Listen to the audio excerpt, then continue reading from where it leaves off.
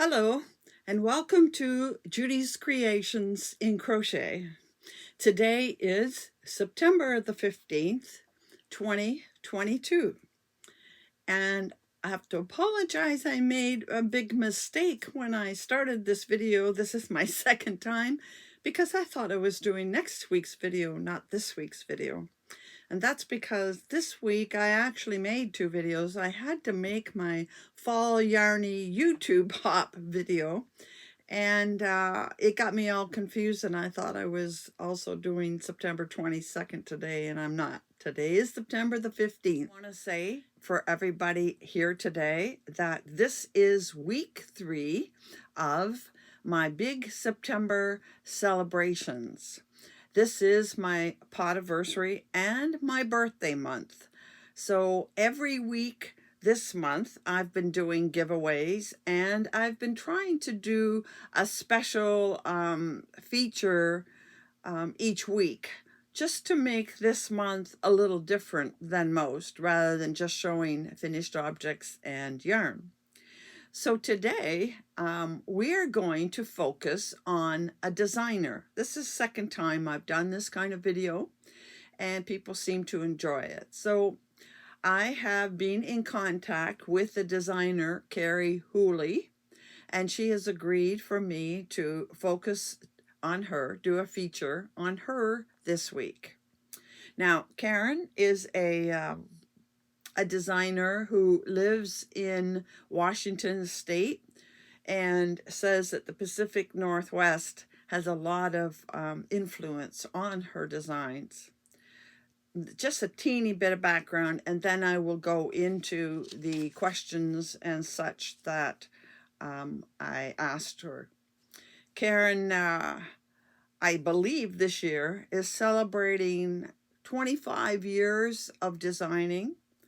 And she designs only, well, almost only crochet, although I think she has maybe a few knitted designs. And she has a wide variety of designs. I'm going to show a few pictures while I'm talking. She has even had her designs published in books, and apparently she has 24 crochet books out there and still counting, she says. She also loves to teach classes, and she goes to some of the fiber festivals throughout the U.S. and teaches at those festivals. And I guess from what I hear her saying, she teaches at local yarn shops in various areas if people invite her to teach there. So she is very busy in the crochet world and well known especially in her area.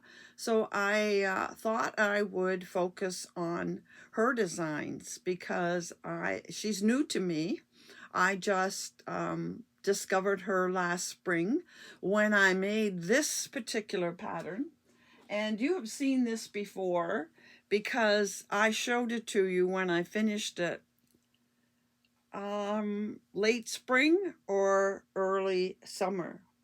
So this is one of her patterns. It is a semicircular or crescent shawl with lace work, which is, I think, her signature. And I really enjoyed making this, and after doing this pattern, I went and looked her up on the internet and found her other patterns and quite a few that I want to do, and we're going to talk about that today. So let's get started on my interview, if you want to call it that, my interview with Karen. Now, I first want to say that she has a website. I will link her website down below.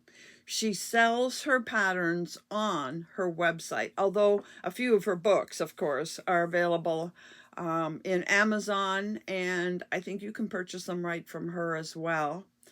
And she does not sell on Ravelry. You must go to her website to purchase her patterns. And on her website, she has quite a lengthy introduction to herself. So I'm only going to give you some of the highlights because you can go there and read it. You don't need me to read it all to you, but it kind of gives a background into some of the other things that I will be saying. Because normally I do ask when I interview somebody how long they've been crocheting, when they got started, how they got started. So you can read her bio, but briefly, she started when she was 7 years old. And she says that she was taught by her Italian grandmother. They used to do a lot of crocheting together. And she learned to make lace and really grew to love it and the light yarns required to make it.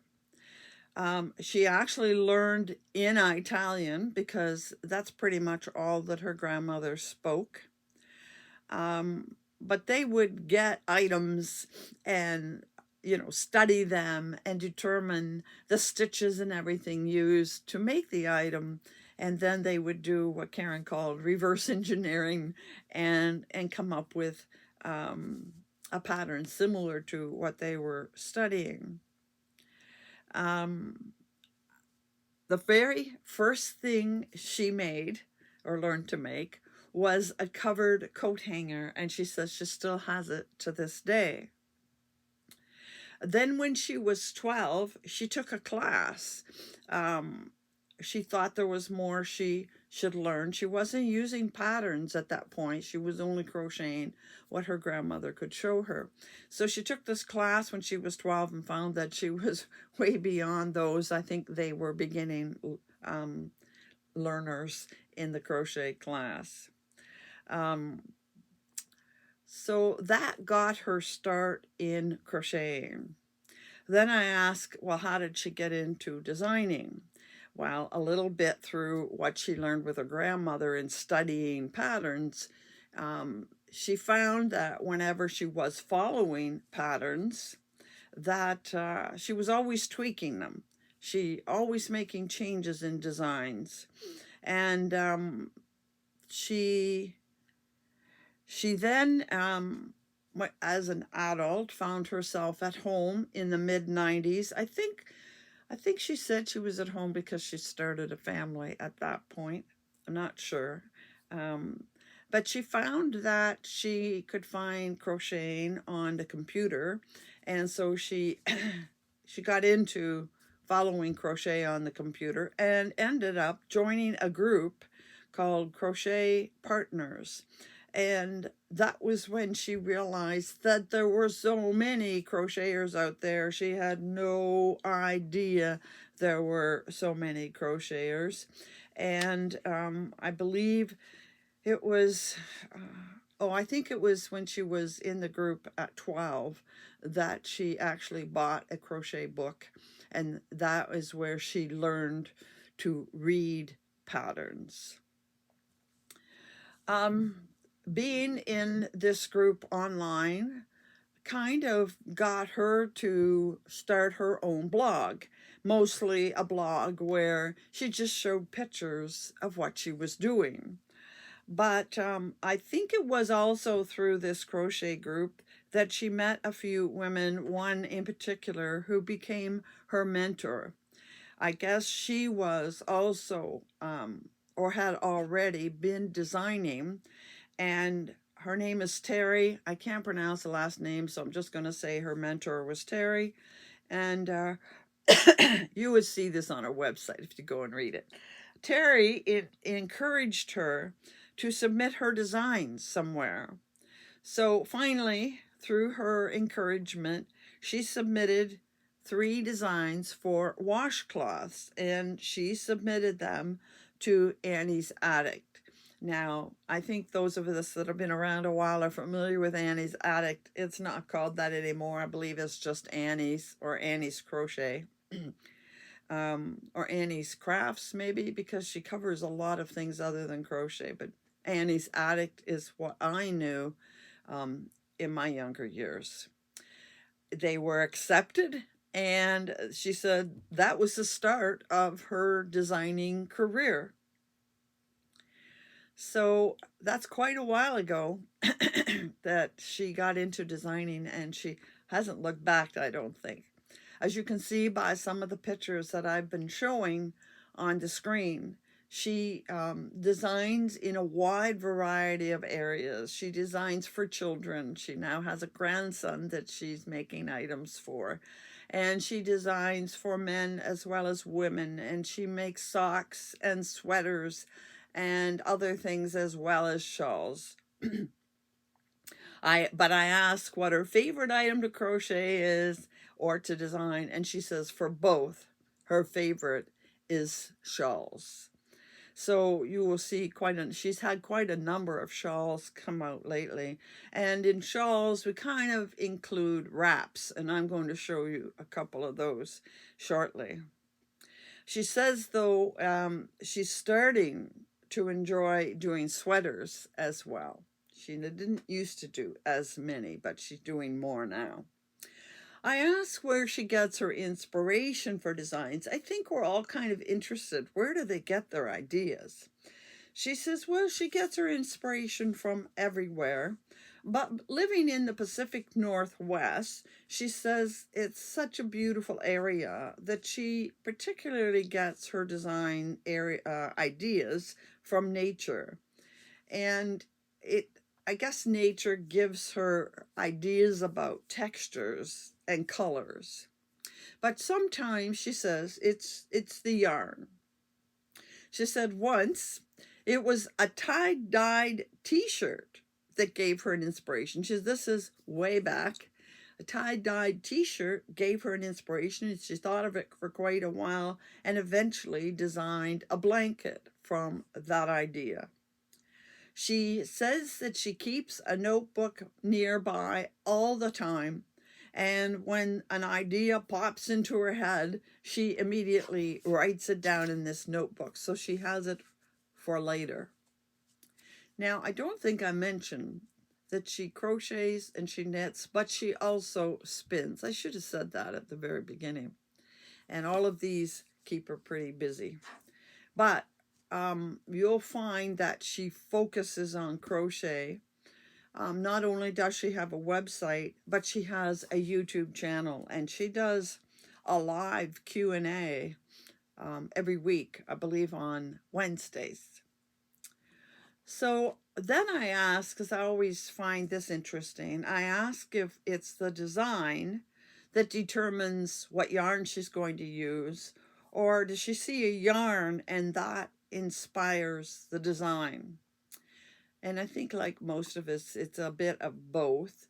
But she says she often works, and you'll see this if you follow her at all, she works with dyers and does collaborations where they want to dye a particular yarn and have a new design come out associated with that yarn. So she says in that case, it's a lot is determined by the yarn, what the dyer wants, and the colors that are in that yarn, and how much yardage she has, what they are suggesting. Maybe it's a one skein, or maybe they've designed a gradient of 2 or 3 or 4 yarns, and that determines it. So when she's working with a dyer, I think there are restrictions. But she says when she's designing for herself, her inspiration comes from the project or the yarns she has on hand. So if she has a project in mind, that will inspire a certain design. But sometimes she goes to what yarn she has. I think it's the same for us. We look at our yarns and say, I really want to use that yarn, so I need to find a project to use with that yarn. And that will determine the design as well. Now, you'll notice in her designs that she uses all kinds of yarns, but a lot of hand-dyed yarns. And so I asked her if she had some favorite yarn dyers. And she told me she did. Smutzarella, I hope I said that right, Smutzarella yarns, Fiber Seed, uh, Chaos Fiber Arts, and Forbidden Fiber Company. Now I will find them online and I will link all of them below. I do notice she tends to use a lot of dyers that are in her local area, in the Washington state area, but she uses yarns from all over, and I will get those links and put them down below for you. And then I asked if she had a favorite fiber or, yarn base she liked to use. She says she prefers fingering and lace weight. Again, you will see that in her designs. This was fingering, and the other ones I did of hers were fingering as well. And she says she particularly likes them lace weights with silk, or even the fingering with silk. Because she is into doing this kind of lacy design. And she released, I don't know, 4 or 5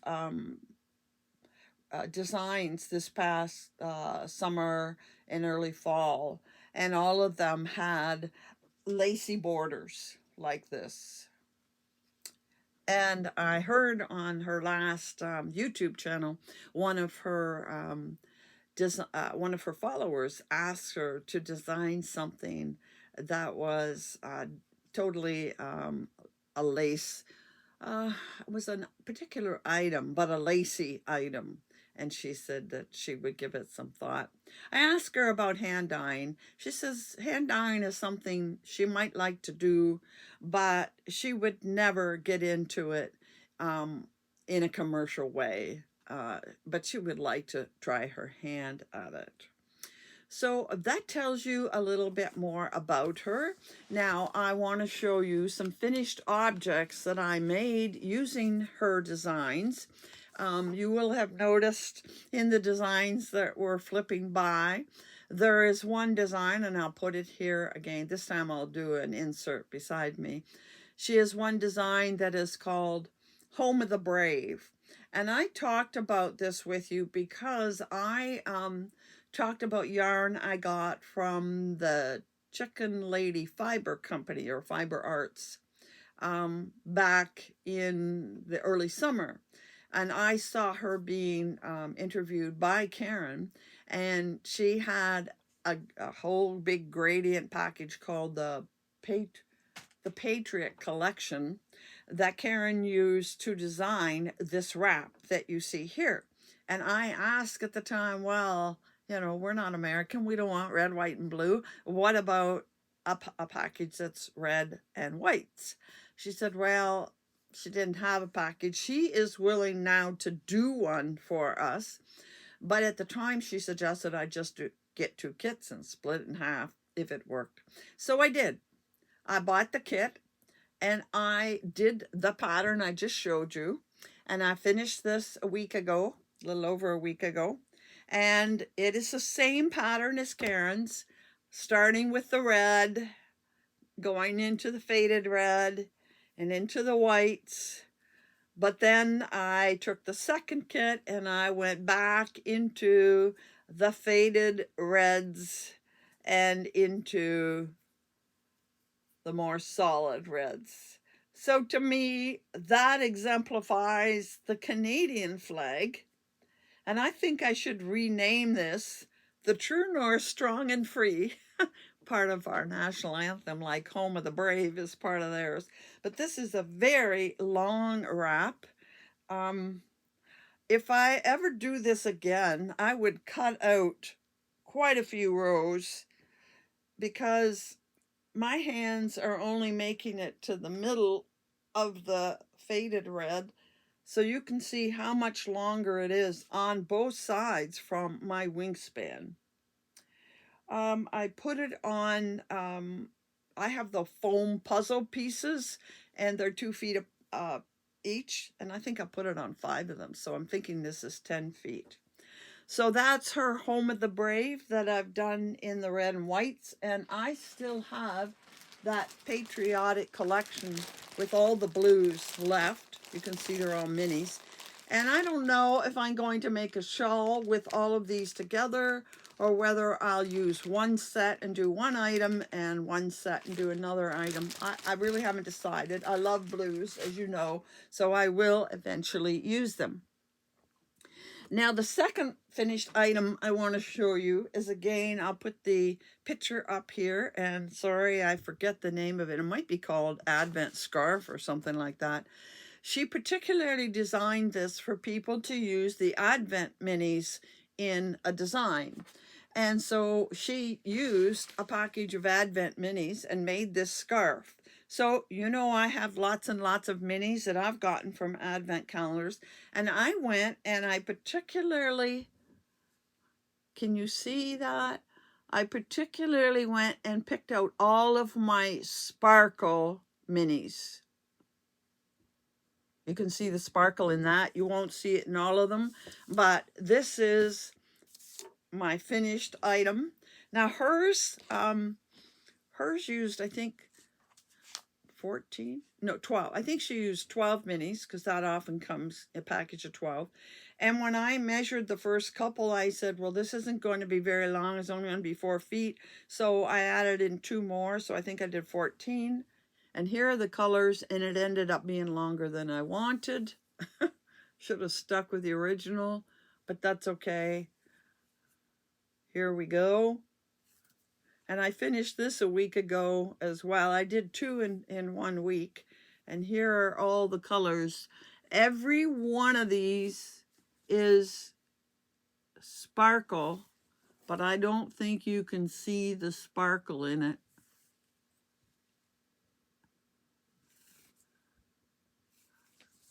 Maybe you'll see it in the last one if I... yes, I think you see a little bit of sparkle right there in the middle. So again, this is quite long, although not as long as that last one. I think this one ended up being 18 feet. But, you know, and it's wide enough you could wear it as a wrap, although I think most people would prefer it as a scarf. And because it is nice and long, it could wrap around twice. Right now I have 2 very long ends, and it is very, very soft and comfortable. And you could wear this with any color you wanted, because it's all in there. Every color except one, and I know that you know what color that is. I guess there's purple. Yeah, there isn't really any red in there either. But anyway, that is the second Karen Whooley. Actually, I've made 3 now, but I just finished these 2 in the last couple of weeks. So I hope you've enjoyed what I've had to show you and tell you about Karen Whooley. And I would like to do another feature a designer, possibly in January. And I do have one idea of someone. I need to get a response from her yet. But if you have any other ideas for me to do this again on a regular basis, please suggest some designers. Now, I know you're waiting to hear.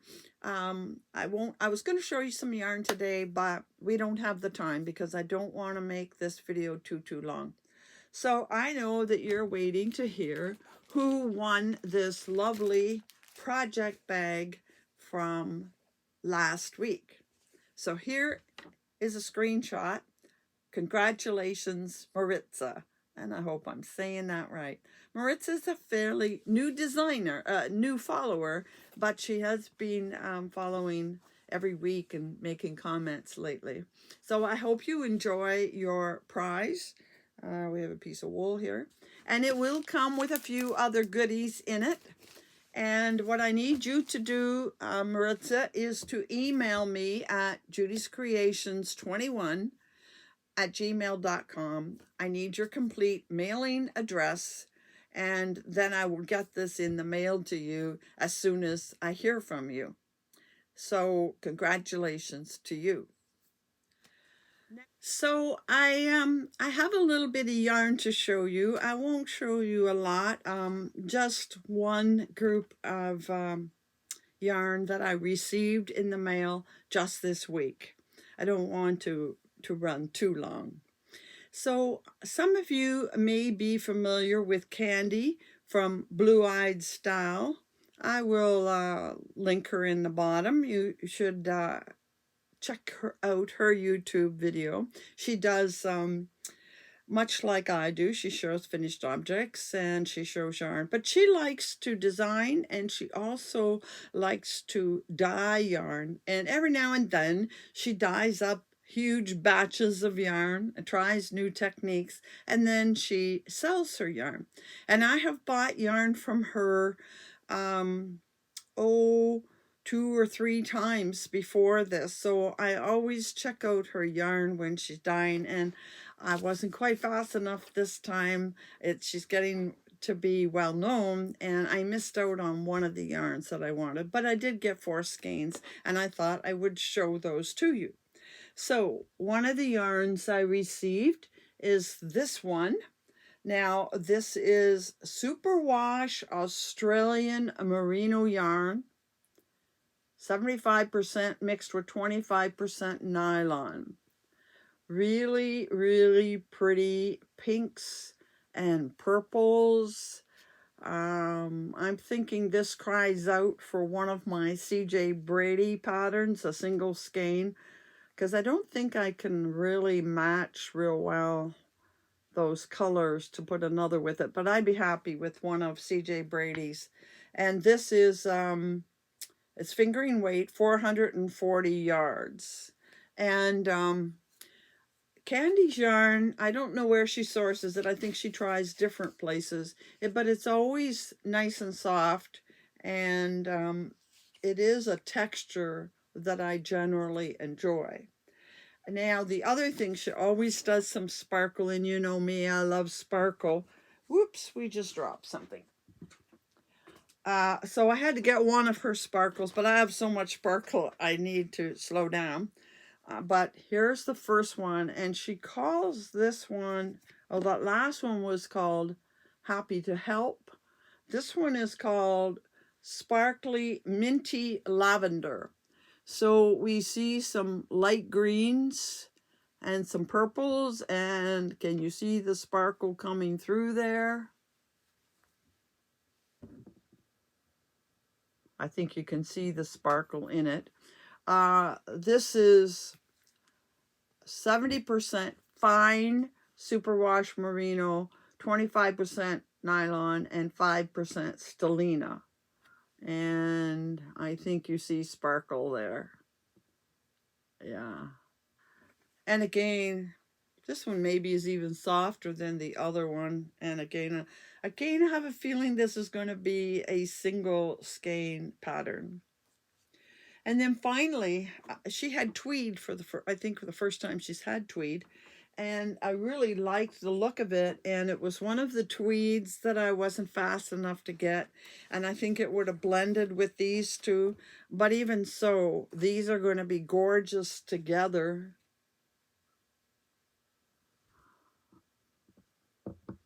This one is what I call a tonal. She calls it boating. It's 85% superwash merino and 15% Donegal. Again, fingering 438 yards. And a nice color. And then this matches it so well. This is called boating, and this is called lake house. Same specs as the other one. See the tweeds in it. But what I like about this is I've had tweeds before, and yes, there are flecks in it, but these flecks, they're not going to come off easily, and they don't make it rough. A lot of tweeds are a rougher texture, but this feels really quite soft. I think I'm going to enjoy it, and I am planning to find something that I can put the two of these together for sure. Wish I'd had the third one, but even so, 400 and almost 40 yards, that's 880 yards. It's going to make something substantial, likely an asymmetrical triangle or shawl.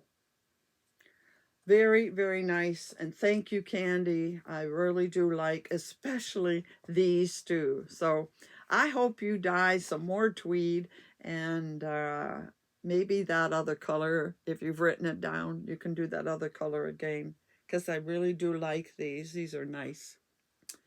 And so next we come to what everybody waits for every week. As you know, every week of this month, I am doing a giveaway. So here is the giveaway for this week. It is a hand-dyed yarn from Vegan Yarn. Vegan Yarn. Now, Vegan Yarn is a Canadian company. They're located in Vancouver area. And as the name says, they only do vegan yarns. So things like cotton, silks, bamboo. This one happens to be rayon from bamboo cotton. And it has 377 yards in it. And it's called Sea Goddess. I have another skein of yarn in this color, but in a different fiber. And what's different about this one is it's elastic. Quite a bit of, get it up here, quite a bit of elasticity in the yarn, which makes it, I hate to give away this color, it's my favorite, but it makes it very useful in, here, I'll do it here again, if I can get under it. It makes it